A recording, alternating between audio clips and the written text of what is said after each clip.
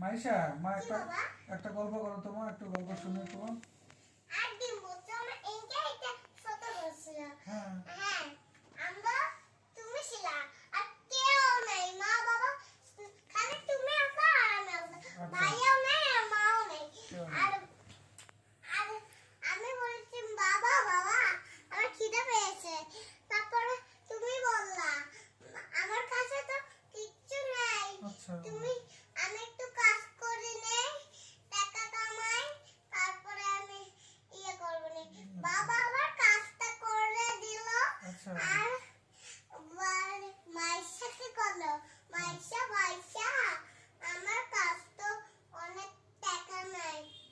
হুম তারপরে আর আচ্ছা যে আমরা আবার আমাদের তো সাপ নাই, হুম আমরা একটু বাগানে গেলাম, বাগানে খেলে খেলে আসলাম। আমাদের তো পাতো নেই, পাও তো ধরলাম না, আচ্ছা আমরা এখানে নিজেই গেলাম। আচ্ছা তারপরে বাবা বললো মাইশাকে, মাইশা আমরা তো ডালে তোরা রং করিনি, আচ্ছা টাকা কামাই, আমরা রং করে নেই পিঙ্ক আচ্ছা কালার। ঠিক আছে বাবা আবার টাকা কামালো, তারপরে টাকা কামাই ওঙ্কার রং করলো।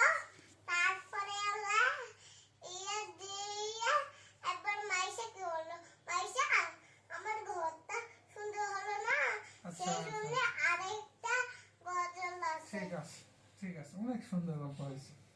ঠিক আছে।